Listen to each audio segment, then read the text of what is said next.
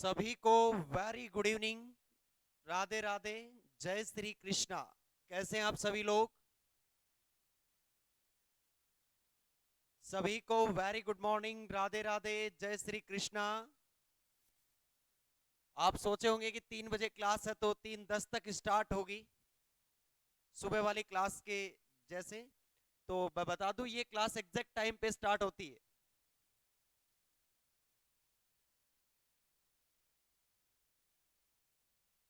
अच्छा, राधे राधे। राधे राधे बेटा, राधे राधे। दिव्यांशी, राधे राधे।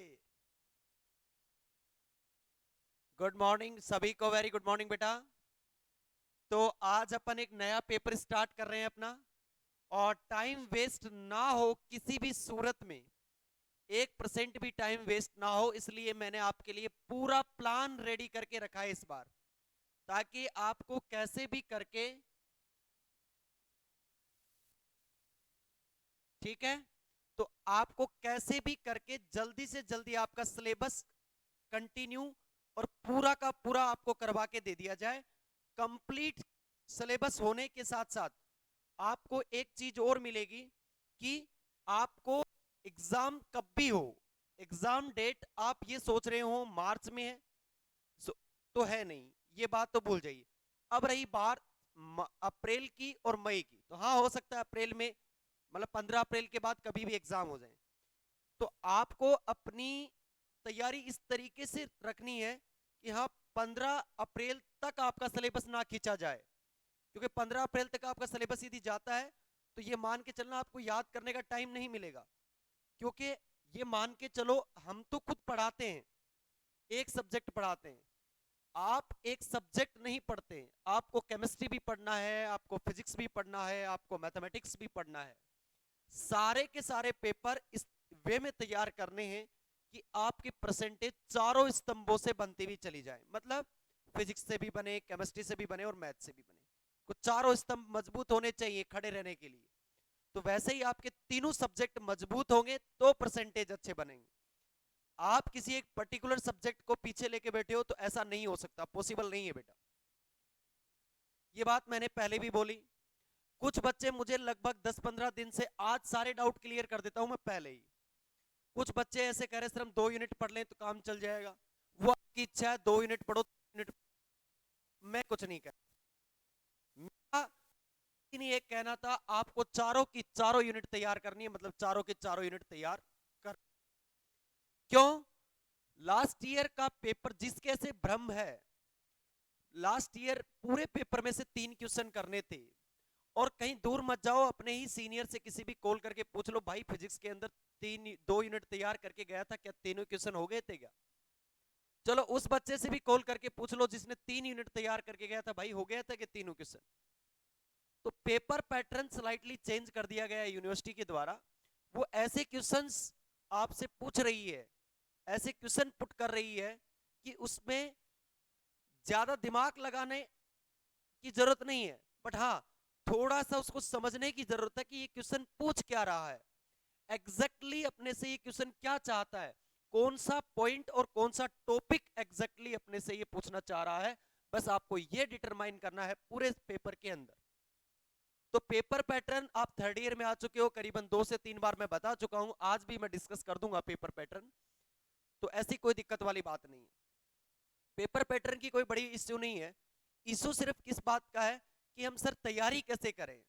आप नया पेपर स्टार्ट कर रहे हो, न्यूक्लियर ऑलमोस्ट फिनिश हो चुका, क्वांटम चारों यूनिट फिनिश हो चुकी, न्यूक्लियर में भी चौथी यूनिट में, तो जो चल रही है उस यूनिट में, जैसे सेकंड यूनिट चल रही है ना अभी आपकी, उसमें बस थोड़ा सा पोर्शन बचा है, यानी 2 या 3 दिन का मैटर बचा हुआ है। तो मैंने चारों यूनिट करवाई है ना, तो मैंने आपको चारों यूनिट करवाई है, तो आपका भी एक धर्म बनता है कि आप भी चारों यूनिट करें, क्योंकि जो बच्चा चारों यूनिट करेगा उसी के अच्छे नंबर आएंगे। लास्ट ईयर में एग्जाम्पल देता हूं भूपेंद्र गुज्जर का। भूपेंद्र गुज्जर ने चारों यूनिट की थी, आज भी नंबर दे दूंगा मैं आपको, और कुछ बच्चे आप इसे जानते भी होंगे, दीपशिखा कॉलेज से है, जानते भी होंगे। उसके सॉलिड में 32 है, क्वांटम में 31 है, और न्यूक्लियर में 30 है। तो उसका कारण एक ही था, उस बच्चे ने चारों यूनिट की थी उस समय भी। उसको फायदा इस चीज का हुआ कि वो अपनी चॉइस से क्वेश्चन किया था उसने। बस वो अपनी सहूलियत के लिए कि अपन कितना कंफर्टेबल जोन में जाना चाहते हैं। ठीक, तो बस अपने को इसी चीज के लिए परिपक्व होना है कि हमें तैयारी किस वे में करनी है। कुछ बच्चे अभी से एक चीज को फोकस करके बैठे हैं कि नहीं एग्जाम डेट आ जाने दो तब पढ़ेंगे। ठीक है, एग्जाम डेट आने दो तब, यही तो है, वो बात नहीं है बेटा। ये ऐसा सिलेबस है कि आप अभी से तैयारी करेंगे तभी जाके कुछ ना कुछ होगा, नहीं तो पॉसिबल ही नहीं है कि आपका एग्जाम टाइम से सिलेबस हो जाए। तो एक पूरा पैटर्न बनाइए, अपना एक डिजाइन बनाइए। ऐसा नहीं कि टाइम टेबल बनाइए, नहीं, टाइम टेबल बनाना, मैं आपको सच बताऊं, ये बात आप खुद भी जानो, आप दिल से कह दो एक दिन टाइम टेबल बनाओगे, 2 दिन से ज्यादा फॉलो नहीं हो सकता वो टाइम टेबल। अपने ऊपर कंस्ट्रक्ट मत लगाइए, आप अपने ऊपर प्रतिबंध मत लगाइए कि मुझे इतने से इतने बजे ये काम करना है। आप तो ये बताइए कि हाँ, जब मन करेगा, पर फ्री माइंड से मन करेगा 2 घंटे में पढ़ूंगा बस, हाँ, पर उस 2 घंटे में केवल पढ़ूंगा ही, ये रखिए अपने अंदर। ये नहीं है कि आप आधे घंटे पढ़ रहे हैं, 15 मिनट वहां जाके आ रहे हैं, 15 मिनट वो करके आ रहे हैं, ये सब टाइम वेस्टिंग है। ठीक, तो आज मैं ज्यादा आपको बातें फिर एक दिन बताएंगे, पूरा अलग से लेक्चर लेके किस तरीके से तैयारी करनी है। आज तो ये लेक्चर यूट्यूब पे जाएगा तो कुछ बच्चे ऐसे सोचेंगे कि हाँ पढ़ाया नहीं है, है ना, ये भी सोच जाए। वो तो नया पेपर स्टार्ट हुआ तो पीछे के पेपर को करेक्ट करने के लिए मैं सारी चीजें बताई हैं तुम्हें, तुम्हारा टाइम वेस्ट ना हो। समझ गए मेरी बात? तो ये सारी चीजें मैंने आपको बताई हैं। अब जो अपन स्टार्ट कर रहे हैं वो कर रहे हैं सॉलिड स्टेट फिजिक्स। क्वांटम हो चुका, मैथमेट सॉरी न्यूक्लियर हो चुका, अब आपका सॉलिड स्टेट फिजिक्स। बहुत ही शानदार पेपर है, बहुत ही इंटरेस्टिंग पेपर है, और इतना अच्छा पेपर है कि आप इसमें से ज्यादा मार्क्स क्या कर सकते हो, गेन कर सकते हो। यह आप पे डिपेंड करता है कि आप कितनी पॉजिटिविटी से इस पेपर को लेते हो। ये पॉजिटिविटी ही आपको ऊपर लेके जाएगी, ध्यान रखना इस बात। तो अपने फ्रंट पेज पे कुछ लिखने से पहले, मैंने कल ही डाला था, एक बढ़िया कॉपी डाल लेना, अच्छी सुंदर, क्योंकि अपनी हैंडराइटिंग में लिखा हुआ अच्छा होना चाहिए। दूसरी बात, इंग्लिश और हिंदी मीडियम वालों को साथ साथ लिखवाते हुए चले जा रहा हूं। कोई भी बच्चा पूरी बुक खत्म होने से पहले नोट्स नहीं मांगेगा। नोट्स मिलेंगे तो मैं किसी बच्चे की कॉपी करके दूंगा, और वो तभी पॉसिबल है जब पूरी की पूरी बुक कंप्लीट हो जाए। क्लियर है? वैसे मैं साथ साथ लिखवा रहा हूं तो आप साथ साथ लिखते जाएं। क्लियर? सॉलिड स्टेट फिजिक्स, ठोस अवस्था भौतिकी, ठोस अवस्था भौतिकी, सेशन 2021-22, ये नए वाला सेशन है। आपको मैं चारों की चारों यूनिट पढ़ाऊंगा। ठीक है, यूनिट फर्स्ट जो आपकी है वो आपने शायद सेकेंड ईयर में या थर्ड ईयर में, मुझे आइडिया नहीं, शायद फिजिकल केमिस्ट्री के अंदर ये यूनिट आती है, आपको अच्छे से पता है, 11th-12th में भी पढ़ा है आपने। ये है क्रिस्टल आबंधन या क्रिस्टल बंधन, जो क्रिस्टल के मध्य जो बॉन्डिंग होती है, यानी क्रिस्टल बॉन्डिंग, इस यूनिट के अंदर यही बात करेंगे अपन। दूसरी है क्रिस्टल संरचना, जो क्रिस्टल स्ट्रक्चर होती है, जैसे एफसीसी, बीसीसी, एचसीपी, ये स्ट्रक्चर के बारे में आपने 11th-12th क्लास में पढ़ा होगा, ये सारे इसी के अंदर आएंगे। क्रिस्टल संरचना के बारे में जब पढ़ेंगे पूरा बताएंगे, कोई डाउट वाली बात नहीं। 1 घंटा इसी में निकालें, इसमें कोई अच्छी बात नहीं है, अपन अपना टॉपिक पे आते हैं। ठीक, ये आप पढ़ोगे। उसके बाद इसमें तीसरा चैप्टर जो पढ़ोगे, आप पढ़ोगे क्रिस्टलोग्राफी एवं विवर्तन, यानी क्रिस्टलोग्राफी एवं डिफ्रैक्शन। ठीक, इसमें बहुत सारे मेथड्स होंगे, पाउडर मेथड, लाउवे इक्वेशंस, और आपका ब्रेग इक्वेशन, और भी बहुत से मेथड्स हैं, एफडब्ल्यूएच, फुल हाफ विड्थ मैक्सिमा, बहुत सारी चीजों के अंदर में इस पे बात करेंगे। उसके बाद ये 3 चैप्टर यूनिट फर्स्ट में पढ़ने हैं। यूनिट सेकंड में आपको 2 चैप्टर पढ़ने बेटा, और उन चैप्टरों में से कौन कौन से चैप्टर हैं? एक है ठोसों का बैंड सिद्धांत, बैंड थ्योरी इन सॉलिड, जो सॉलिड के अंदर जो बैंड थ्योरी होती है उस बैंड थ्योरी को पढ़ेंगे। इसमें बहुत अच्छे अच्छे टॉपिक्स है, जैसे ब्लॉस थ्योरम है, क्रॉनिंग पेनिंग मॉडल है, इफेक्टिव मास है, इन सारे टॉपिक्स के ऊपर बात करेंगे। इसी का दूसरा चैप्टर है अर्धचालक, सेमीकंडक्टर। इलेक्ट्रॉनिक्स में आप सेमीकंडक्टर डिवाइसेस पढ़ते हैं, यहां पे अपन सेमीकंडक्टर के बारे में पढ़ेंगे, सेमीकंडक्टर क्या है। ये यूनिट सेकंड है अपनी। यूनिट जो थर्ड है बेटा, वो अपनी ये वाली है, पदार्थ के उष्मीय गुण, यानी मैटर की जो थर्मल प्रॉपर्टीज होती हैं, जो पदार्थ की जो थर्मल प्रॉपर्टीज होती हैं वो क्या क्या होती हैं, वो यूनिट थर्ड में पढ़ेंगे अपन। और ये भी बहुत ही शानदार यूनिट है। इस चैप्टर के अंदर तो काफी कुछ आप, इसका एक टॉपिक आएगा तापायनिक उत्सर्जन, थर्मल इमिशन, वो आप किसमें पढ़ चुके हो, थर्मोडायनेमिक्स की यूनिट नंबर 4 में, लास्ट में तापायनिक उत्सर्जन विधि, थर्मोनिक इमिशन मेथड पढ़ा है, वो इसी में आएंगे। बहुत सारे टॉपिक्स हैं। बाद में है इसका सेकंड चैप्टर जिसमें है पदार्थ के विद्युतीय गुणधर्म, electrical property of matter.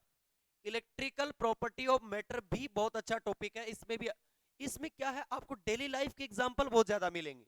Solid की यही खासियत है, सॉलिड के अंदर आप डेली लाइफ के एग्जांपल से अच्छी तरीके से कनेक्ट हो सकते हो। अभी बताएंगे आपको।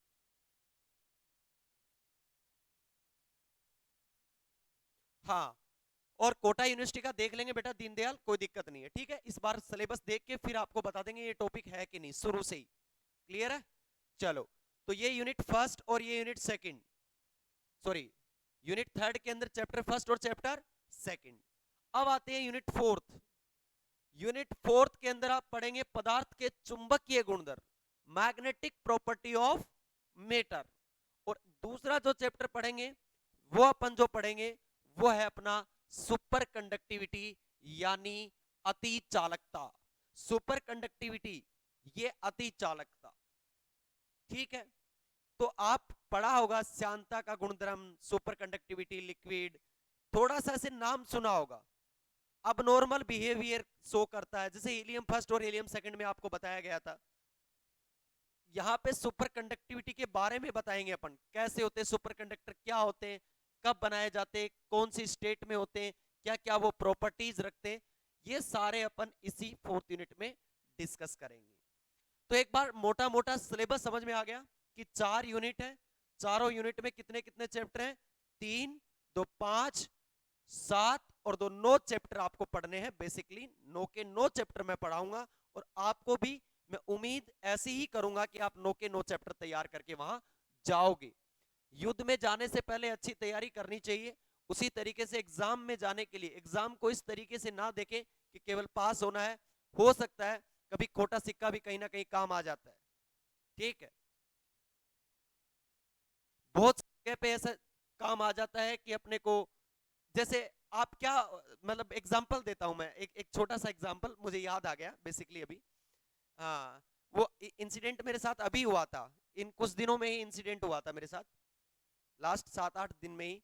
आप क्या मानते हो 25 पैसे की क्या कदर है इस सिचुएशन, अभी इन दिस टाइम, अभी के समय में 25 पैसे की कोई कदर है? अरे कोई समझते हो आप 25 पैसे की अहमियत? समझते हो क्या? मैं बताऊंगा कितनी अहमियत है, देखना। कई कई बार अपने को लगता है कि यार ऐसी चीजें होनी चाहिए अपने साथ। है कोई ऐसी 25 पैसे की कोई आपके लिए वैल्यू, गिर जाए उठाना पसंद करोगे? अब तो 1 रुपया गिर जाए तो भी पसंद नहीं करोगे, हाँ ऊपर जाए तो थोड़ी बात अलग है, 100 200 500 पे। 25 पैसे की तुम्हारे लिए कदर नहीं है, बट हाँ कई बार ऐसे काम में आ जाता है।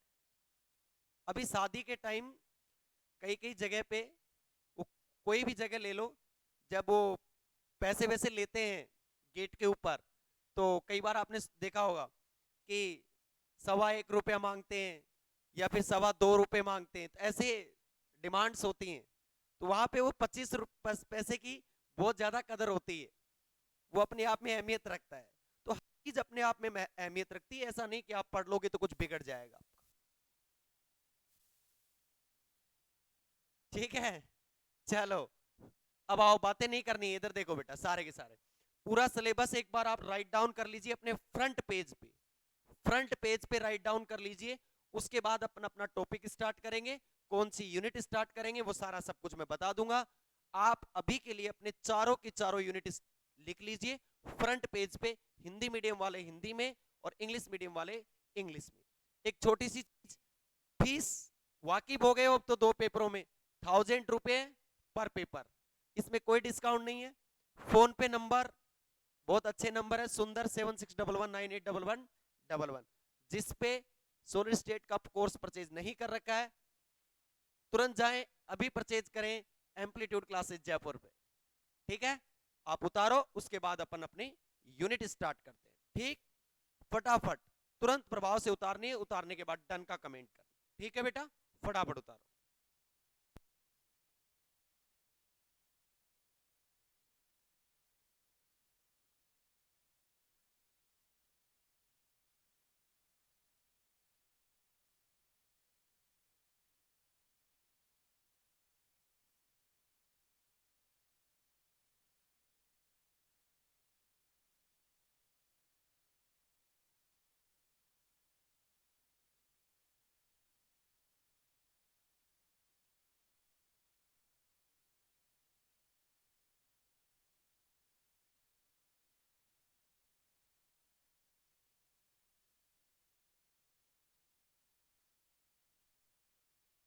उतार लिया सभी ने?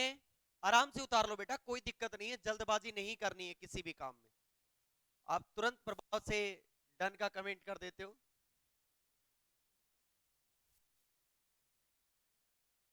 बहुत इंटरेस्टिंग टॉपिक है, सारे सब कुछ आराम से उतारो बढ़िया तरीके से। हाँ, और ये वीडियो शेयर कर देना, यूट्यूब पे आएगा ये वीडियो, तो कहीं शेयर ना करो। नहीं करोगे क्या? एक बार कमेंट करना कौन कौन शेयर नहीं करेगा।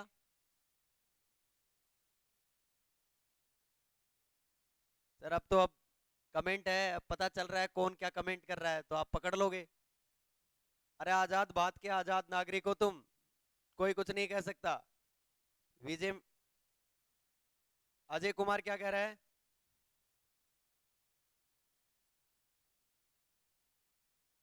दिव्यांशी कह रही है कर देंगे सर, वेरी गुड बेटा।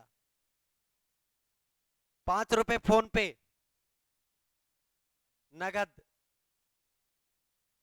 5 स्टार के लिए। उतार लिया सभी ने बेटा? चलो, तो ये अपना अपना टॉपिक था, मतलब सिलेबस था। अब आते हैं यूनिट नंबर 4 स्टार्ट करेंगे सबसे पहले, और यूनिट 4 में पहला चैप्टर स्टार्ट करेंगे अपन, है ना?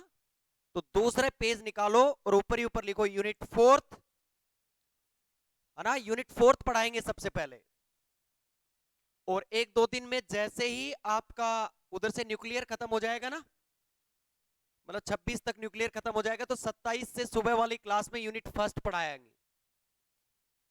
यूनिट फर्स्ट पढ़ाएंगे सुबह वाली क्लास में। तो सबसे पहले ऊपर ही ऊपर हेडिंग डालो यूनिट 4, और चैप्टर का नाम लिखो पदार्थ के चुंबकीय गुणधर्म।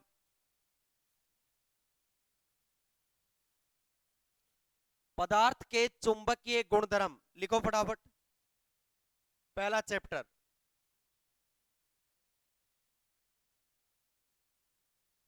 पदार्थ के चुंबकीय गुणधर्म,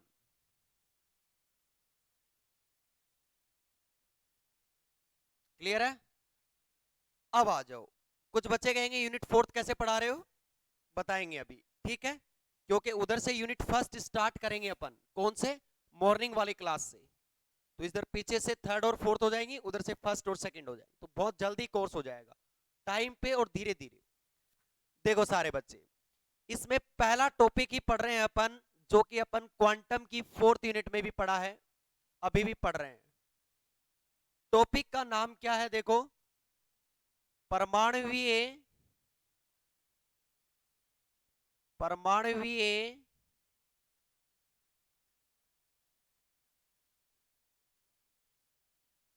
चुंबकीय आघूर्ण।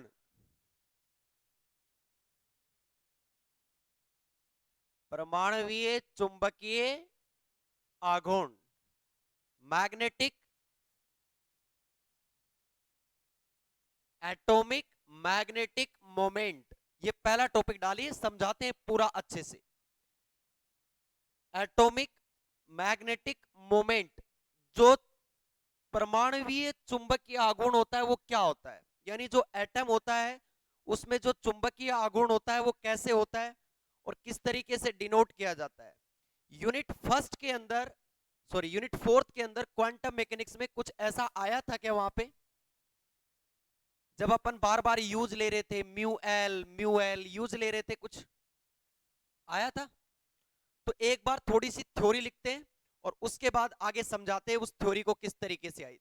देखो, सारा बोर्ड पे देखना, कोई भी इधर उधर नहीं देखेगा, ये टॉपिक में समझने वाली यूनिट है पूरी की पूरी, ठीक? देखो सारे बच्चे, परमाणु में परमाणु में परमाणु में ठीक है,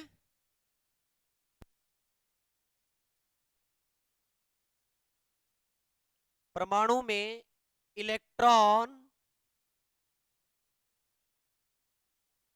इलेक्ट्रॉन नाभिक के चारों ओर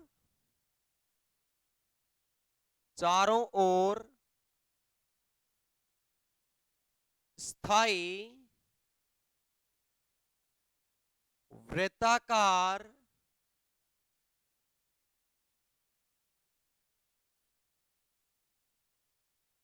कक्षाओं में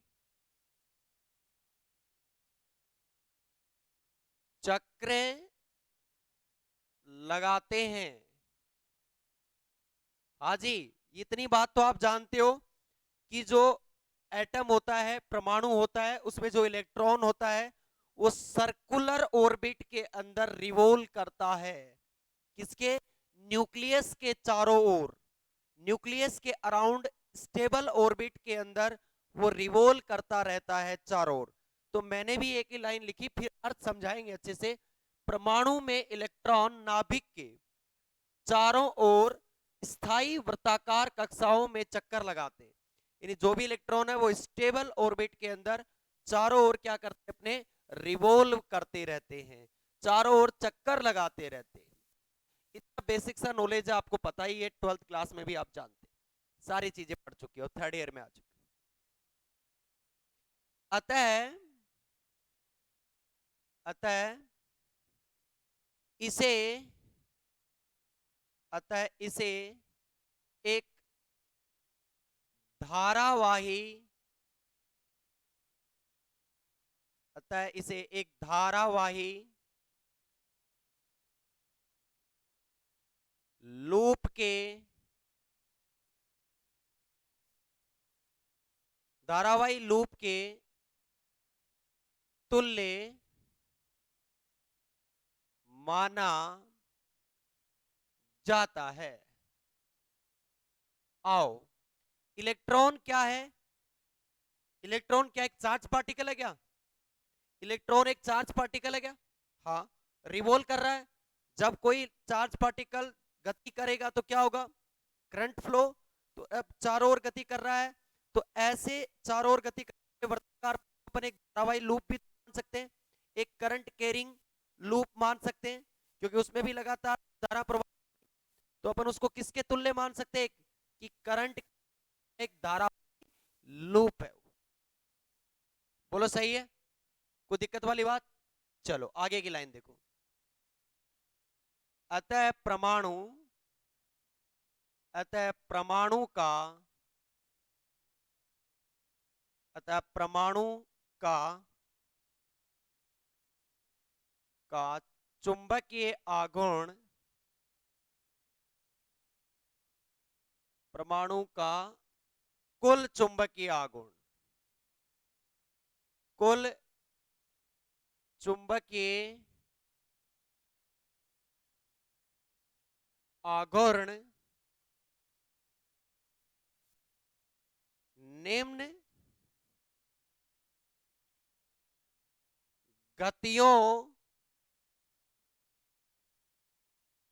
के कारण होता है।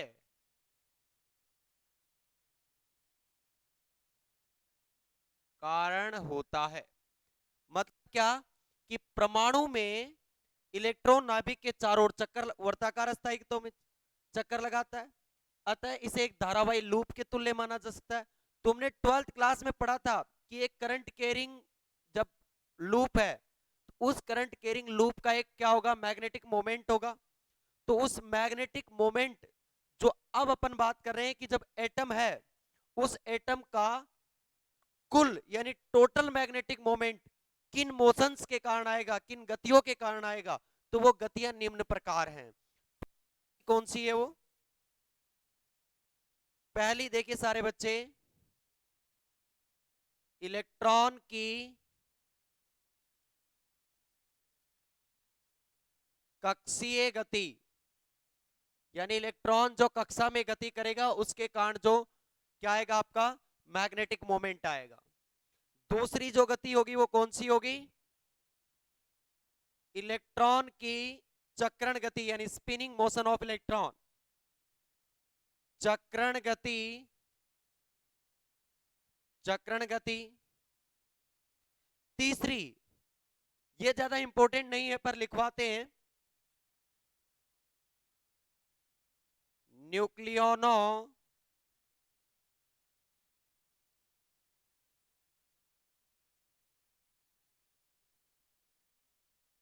न्यूक्लियोनो की गति। ये तीन गति हैं, इनके कारण जो आएगा वो टोटल, तुम्हें पता है मैग्नेटिक मोमेंट किसकी वजह से आएगा? मोशन की वजह से। जैसे आपने 12th क्लास में पढ़ा था, कोई धारावाही चालक तार में यदि धारा प्रवाहित हो रही है तो उसके कारण मैग्नेटिक मोमेंट आता है। तो करंट फ्लो रही है, इसका मतलब कोई ना कोई चार्ज पार्टिकल मोशन में है। यहाँ पे भी तो यही बात बोल रहे हैं कि जो ऑर्बिट है उसके अंदर इलेक्ट्रॉन क्या कर रहा है, रिवॉल्व कर रहा है। अब इलेक्ट्रॉन रिवॉल्व तो कर रहा है, उसको तो ऑर्बिटल मोशन बोल दिया अपन ने।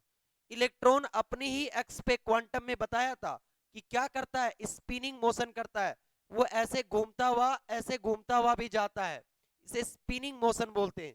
तो इलेक्ट्रॉन की चक्रण गति, स्पिनिंग मोशन, और न्यूक्लियोनों की गति, ये तीन ऐसी गति हैं जो कि किस में योगदान देती है, कुल चुंबकीय आघूर्ण यानी टोटल मैग्नेटिक मोमेंट में।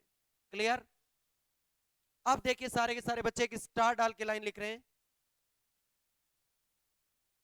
हिंदी वाले ध्यान दे इसी लाइन में। देखो, इलेक्ट्रॉन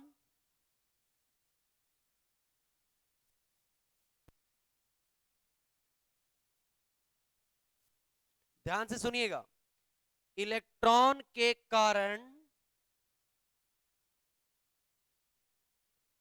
चुंबकीय आघूर्ण, चुंबकीय आघूर्ण का मान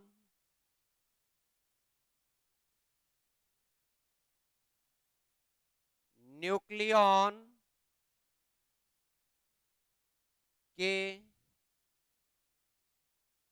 चुंबकीय आघूर्ण से 200 गुना अधिक होता है। सॉरी, 2000 लिखना भाई, 2000 गुना होता है। यानी जो आपकी ये गति होगी न्यूक्लियोनों की गति, इसके कारण जो मैग्नेटिक मोमेंट आएगा, और इस दोनों इलेक्ट्रॉन की ऑर्बिटल और स्पिन मोशन के कारण जो मैग्नेटिक मोमेंट आएगा, इनकी वजह से जो मैग्नेटिक मोमेंट होगा वो इसकी तुलना में 2000 गुना अधिक होगा।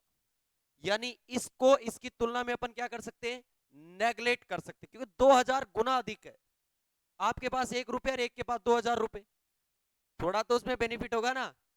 तो इलेक्ट्रॉन के कारण चुंबकीय आघूर्ण न्यूक्लियनों के चुंबकीय आघूर्ण से 2000 गुना होता है। ठीक? अतः अतः कुल चुंबकीय आघूर्ण, अतः कुल चुंबकीय आघूर्ण का मान, चुंबकीय आघूर्ण का मान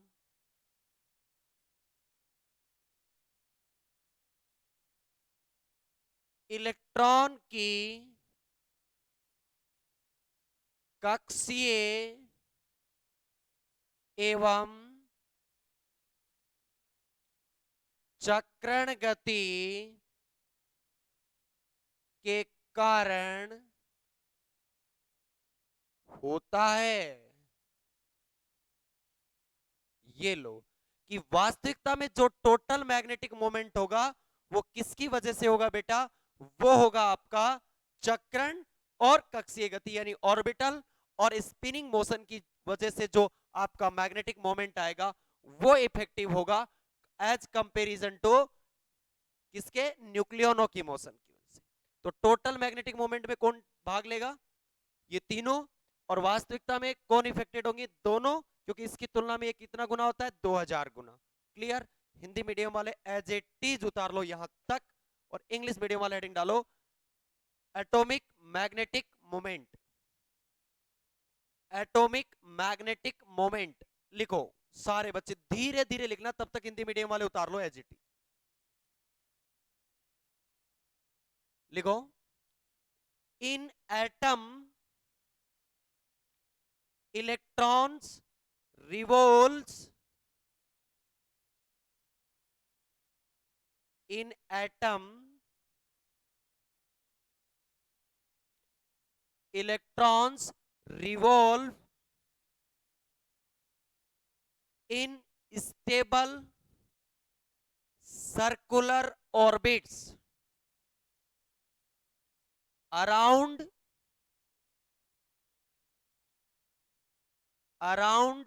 the nucleus, around the nucleus, around the nucleus। आराम से लिखो, around the nucleus। So these are considered as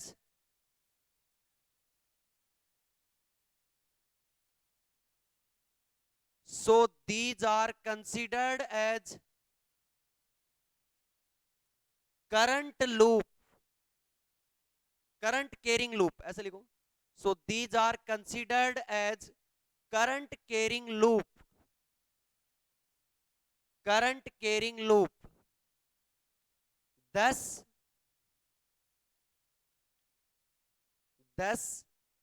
total magnetic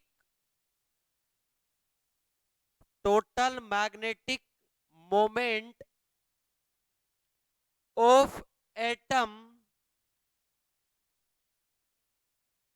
thus the total magnetic moment due to following motion। First motion लिखिएगा, orbital motion of electron, orbital motion of electron, orbital motion of electron, orbital motion of electron. दूसरा लिखो, spin motion of electron, spin motion of electron. तीसरा, motion of nucleons, motion of nucleons, motion of nucleons. उसके बाद star डाल के एक line और लिखे बेटा, ये वाली लाइन और लिखें, लिखो, लिखो, स्टार डाल के नीचे लिखना, इंग्लिश मीडियम वाले लिखो नीचे, the magnetic moment of electron, the magnetic moment of electron is 2000 times यानी 2000 गुना, 2000 times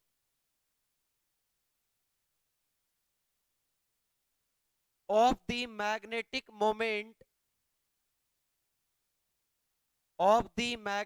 moment due to nucleon, due to nucleon। so total magnetic moment,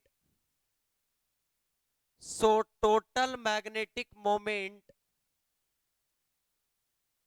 so total magnetic moment, so total magnetic moment due to orbital and spin motion of electron, spin motion of electron, spin motion of electron। Clear है? तो ये था आज का श्री गणेश किया है मैंने। सभी बच्चों को एक बार एप्लीकेशन में ऐड कर देते हैं, किसी सेक्शन वगैरह में सॉलिड के जो नहीं हुए हैं उनको। और कल से अपनी प्रॉपर क्लास स्टार्ट होंगी। जो बच्चा इंटरेस्टेड है वो एक बार ज्वाइन कर लीजिएगा। कल से इसका डेरिवेशन स्टार्ट करेंगे, इसको बताएंगे कि ये धारावाही लूप के कारण मैग्नेटिक फील्ड क्यों, जो मैग्नेटिक मोमेंट है वो क्यों आता है, एटॉमिक में कैसे निकालते हैं, ऑर्बिटल मोशन किस तरीके से होती है, स्पिन मोशन कैसे होती है, न्यूक्लियनों की मोशन कैसे होती है, क्यों इसको नेग्लेक्ट किया जाता है इसके कंपैरिजन में। ये सारी बातें वहां करेंगे कल। ऐसे नहीं है कि जैसे आपको क्वांटम की 4th यूनिट थी ना, कितनी शानदार तरीके से सेपरेट बताई गई थी, सेम उसी तरीके से ये यूनिट चलेगी। ये जस्ट थ्योरी है, इस पूरी थ्योरी का कंक्लूजन अपन कल आराम से, वैसे मैंने साथ साथ भी एक्सप्लेन किया थोड़ा थोड़ा, बट कल एक बार अपन जैसे टॉपिक के अंदर जाएंगे ना, तब हमें समझ में आएंगे कि ये वर्ड्स क्या कहना चाह रहे हैं सारे। क्लियर है? तो एक एक पॉइंट और एक एक जो वर्ड है उसकी मीनिंग बताते हुए चलूंगा। ठीक है, आज पहला दिन था इसलिए सिलेबस वगैरह के बारे में बात की है और श्री गणेश किया है नए पेपर का। तो आज के लिए राधे राधे। बाकी कल कल मिलते हैं शाम को 3 बजे। ठीक है, आज के लिए राधे राधे, जय श्री कृष्ण।